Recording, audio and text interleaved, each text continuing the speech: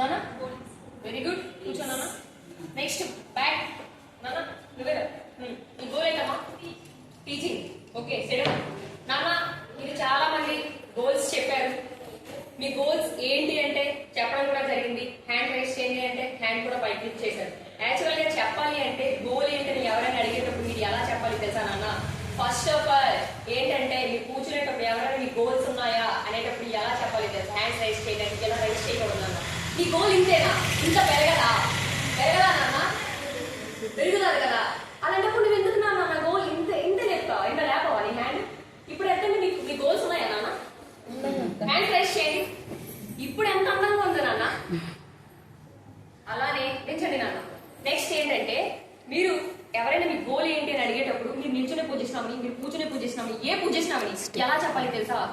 నువ్వు అవుతావా అవో పక్కన పెడితే ఎదుటి వ్యక్తిని ఇరుకు చూసి ఫిక్స్ అయిపోవాలి నాన్న. ఆ అమ్మాయి పక్క అనుకున్నది సాధిస్తుంది, ఆ అమ్మాయి పోలీస్ అవుతుంది, ఆ అమ్మాయి సాఫ్ట్వేర్ అవుతుంది అని పక్క ఫిక్స్ అయిపోయి నువ్వు గోల్ చెప్పేటప్పుడు ఎలా చెప్పాలి అంటే మై గోల్ మోటివేట్ స్పీకర్. 100 మంది వినేటప్పుడు నీ వాయిస్ అనేది ఎక్కువగా రావాలి. ఒక్కరు ఉండేటప్పుడు మై గోల్ మోటివేట్ స్పీకర్. అవతల వ్యక్తికి నీ కళ్ళల్లో కనిపించాలి నాన్న. ఒక చిన్న ఎగ్జాంపుల్ చెప్తాను నాన్న. మేడం నాన్న సన్. Okay start. ఒక పర్సన్ నాన్న, నా ఓన్ క్రియేషన్ నాన్న. నేను చెప్పే టాపిక్ కూడాను సన్ నాన్న. ఒక పర్సన్ వెళ్ళంట షార్ ఇలా అడుగుతాడంట, నువ్వు ఎందుకు పగల బాగానే వెళ్ళగలేవు, రాత్రి బాగానే మాత్రమే వెలుగుతావు అంటే ఆ స్టార్ నవ్వుతూ చెప్తుందంట, పగల బాగానే కూడా నేను వెళ్ళగలను కానీ నాకు అడ్డుగా సూర్యుడు అనే ఒక వ్యక్తి ఉంటాడు. అలా అని చెప్పి నా ప్రయత్నం నేను ఆపిస్తే రాత్రి బాగానే వెళ్ళగలేను మిత్రమా అని చెప్తున్నాను.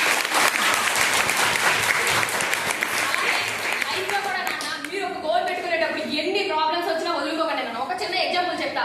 అరణ్యవాసం అజ్ఞాతవాసం ఆ రెండు చేస్తేనే రాముడికి పట్టాభిషేకం. అంతటి భగవంతుడికే అన్ని కష్టాలు ఉంటే ఆ భగవంతుడు లైఫ్ లో ప్రతి ఒక్కరు గోల్ పెట్టుకోండి నాన్న. ఆ గోల్ అయితే రీచ్ అవ్వండి. రీచ్ అయినంత వరకు మీకు ప్రాబ్లమ్స్ అనేవి లైఫ్ లో ఉంటాయి. వాటిని మీరు దాటుకుని వెళ్తేనే సక్సెస్ నాన్న.